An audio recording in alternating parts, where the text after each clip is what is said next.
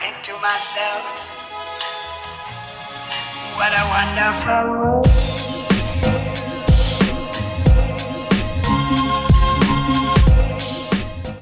Halo semuanya, selamat datang kembali di Story Film. Kali ini saya akan kembali hadir untuk memenuhi hasrat Kopet di dalam diri kalian dengan membahas sebuah film yang berjudul Sick, tahun 2020. Tentu saja kalian masih ingat di tahun 2020 pandemi COVID-19 lagi parah-parahnya, yang memaksa semua orang untuk hidup dalam isolasi dan menjalankan protokol kesehatan. Di tengah situasi ini beberapa orang harus tetap berusaha menjalani hidup, hingga serangkaian kejadian aneh mulai terjadi, dari pesan misterius hingga teror mematikan dari sosok yang tidak dikenal. Apa yang sebenarnya terjadi? Oke lah, daripada kalian makin penasaran, mending kita langsung aja masuk ke alur filmnya. Enjoy the video.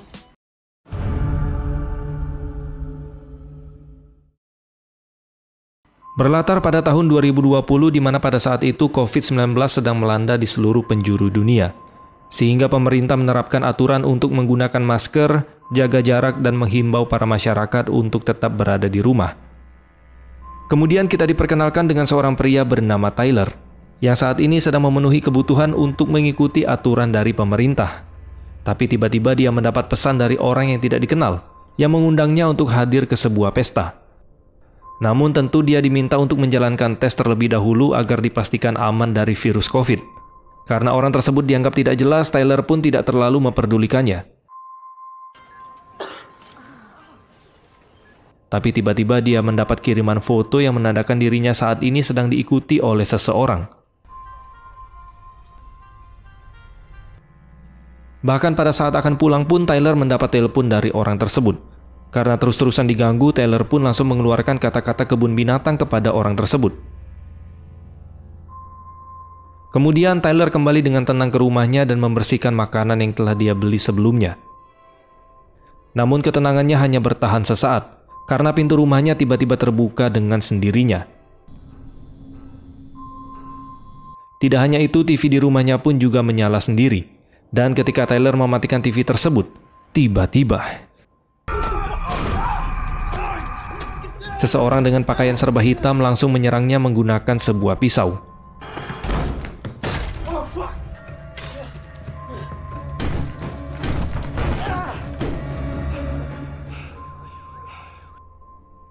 Awalnya Tyler mengira semua sudah aman terkendali. Dengan bermodalkan tongkat baseball, Tyler pun memberanikan dirinya. Dia berjalan keluar untuk membalas psikopat yang tadi sudah menyerangnya. Namun di saat Tyler memeriksa rumah, tiba-tiba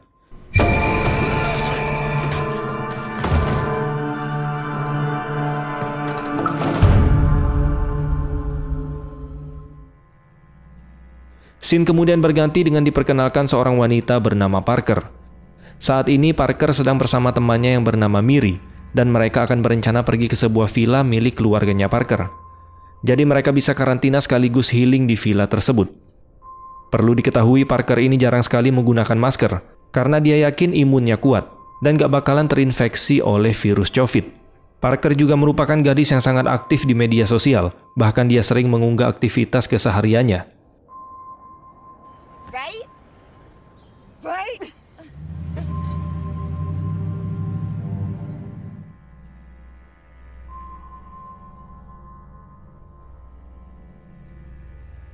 Setibanya di villa tersebut, Miri terlihat sangat kagum karena villa itu sangat besar dan pastinya penuh dengan kemewahan.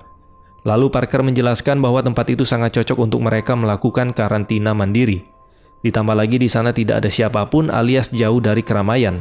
Bahkan tetangga satu-satunya di sana berjarak 2 mil, itu pun berada di seberang danau. Lalu di saat mereka sedang beres-beres di villa tersebut, tiba-tiba ada seseorang yang mengirim pesan kepada Parker. Di sini Parker hanya membalas singkat dan bertanya tentang identitas dari orang yang mengiriminya pesan. Kemudian ketika Parker dan Miri sedang berjemur di dermaga danau sembari membicarakan seseorang yang bernama Benji, tiba-tiba Parker kembali menerima pesan dari orang misterius, di mana orang tersebut meminta Parker untuk terjun ke danau. Namun di sini mereka tetap berpikir positif dan menganggap pesan itu hanyalah sebuah prank dari teman mereka yang bernama DJ.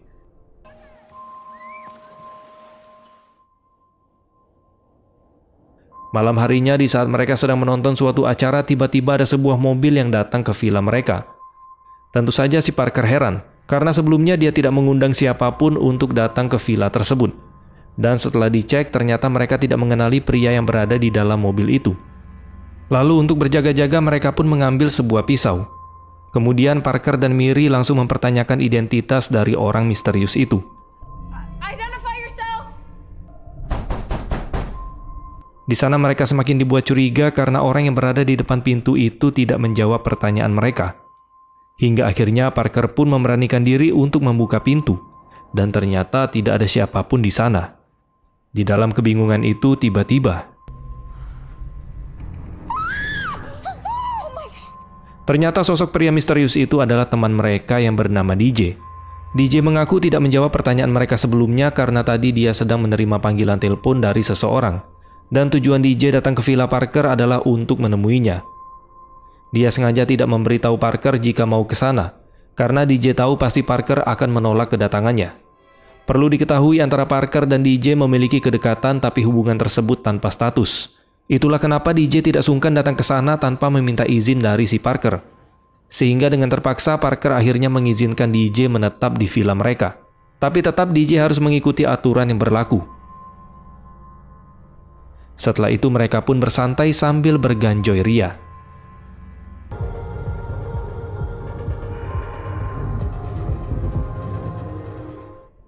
Sampai pada akhirnya mereka mulai ngantuk dan ingin beranjak tidur.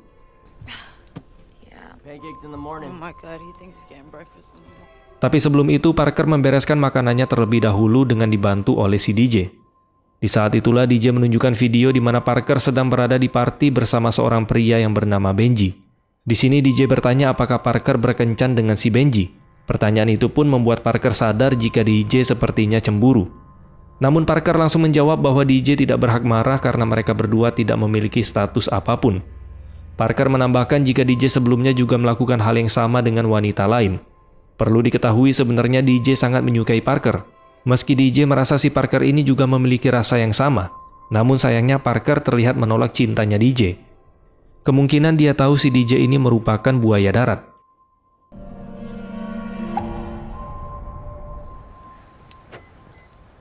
Setelah itu DJ mengambil barang-barang miliknya yang ada di mobil. Namun dia tidak menyadari ada seorang psikopat yang masuk ke villa tersebut. Di sisi lain ketika Miri sedang memberikan saran ke Parker tentang hubungannya dengan si DJ, tanpa mereka sadari psikopat yang masuk tadi sudah berada tepat di belakang Parker.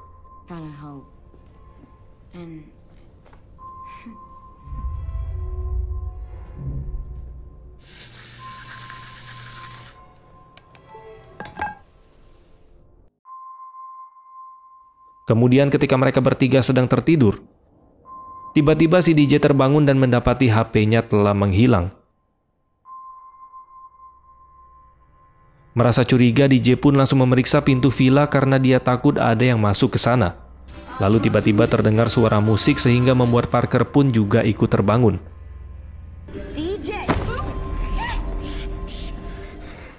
Di sini DJ menyadari jika ada seseorang yang masuk ke dalam villa mereka. Kemudian dia langsung meminta Parker pergi dari sana melalui jalan yang lain, sedangkan dirinya akan menjemput Miri terlebih dahulu. Beruntung DJ datang tepat waktu sehingga Miri pun masih bisa terselamatkan. Namun di sini DJ harus berhadapan dengan psikopat itu. Sebenarnya DJ memiliki kesempatan untuk pergi dari sana, tapi jiwa lakinya meronta, dan dia ingin membalas perlakuan psikopat yang sudah menyerangnya. Alhasil tubuhnya pun harus menerima banyak cocolan pisau. Dan kalian tahu akhirnya gimana?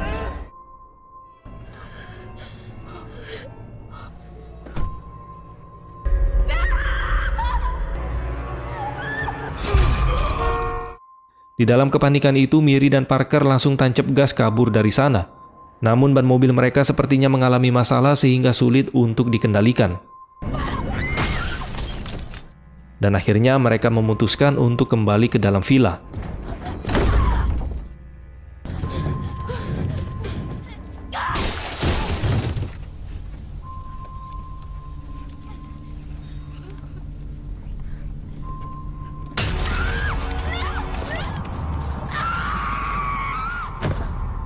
Melihat Miri yang terjatuh, Parker pun berniat ingin menolong, namun dia harus berhadapan dengan psikopat itu.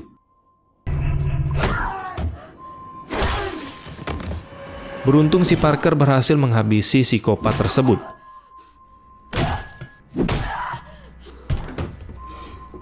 Belum sempat menghela nafas, ternyata ada kopet lain yang datang ke sana, dan dia pun langsung bergegas menghampiri Miri yang tadi terjatuh.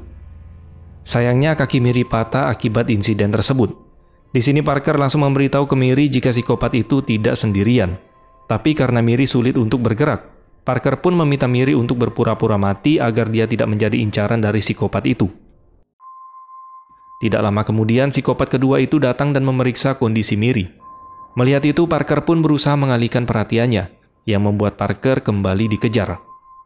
Dengan sekuat tenaga, Parker berusaha lari ke tepi danau, dan dia berencana pergi ke kabin milik tetangganya.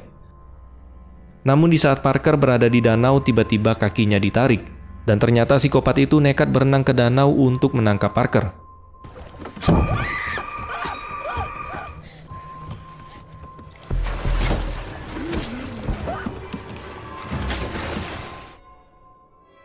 Beruntung dia berhasil sampai ke seberang dan langsung lari ke kabin tetangga untuk meminta pertolongan.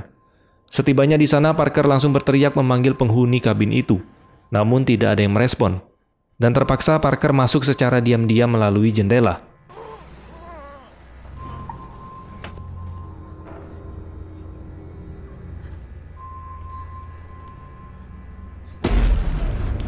Tentu saja karena dianggap maling, Parker pun langsung ditodong menggunakan senjata oleh tetangganya. Di sini Parker pun langsung memberitahukan identitasnya. You're Miranda's kid? We have to call the police. Come on, the phone's this way.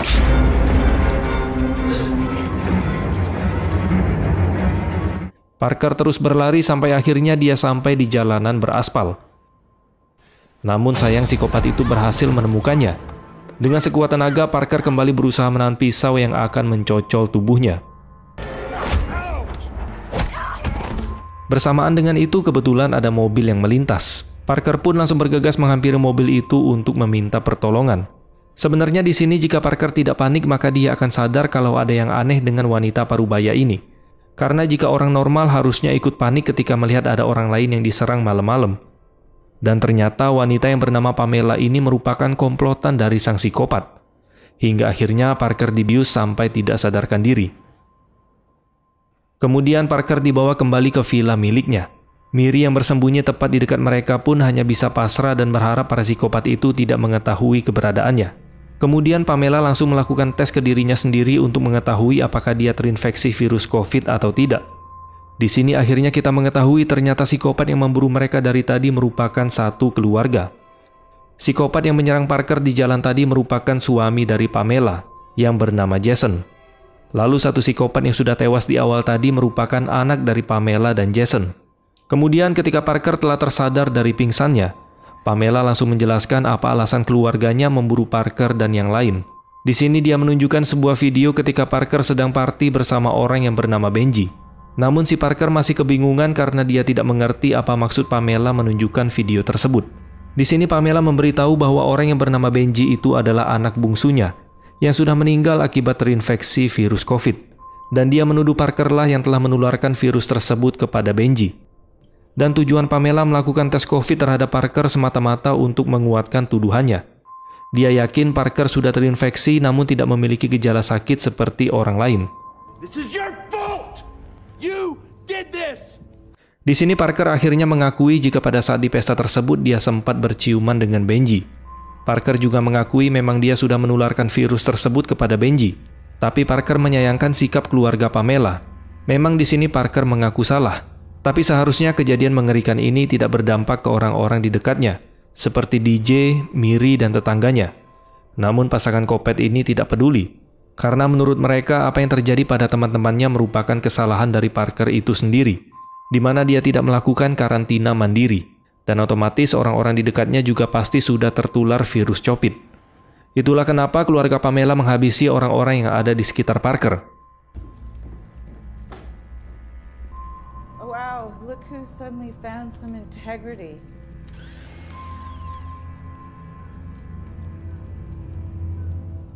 Dan ketika Pamela ingin menghabisi Parker,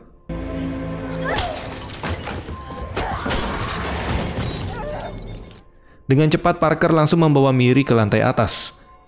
Sementara itu Jason yang menyadari jika terjadi sesuatu terhadap istrinya, dia pun langsung mencari keberadaan mereka di lantai atas. Lalu sesampainya di atas tiba-tiba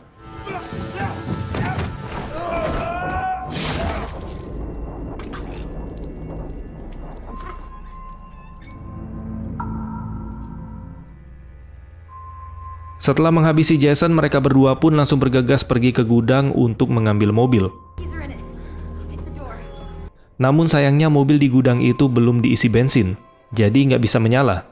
Lalu ketika Parker mengambil bensin untuk menyalakan mobilnya, tiba-tiba Pamela kembali dan menyerang Parker. Di saat Pamela dan Parker sedang bertarung, Miri pun berusaha mengambil korek api yang terjatuh dari kantong Pamela. Dan ketika ada kesempatan, Miri pun langsung membakar tubuh Pamela yang sudah kecipratan bensin.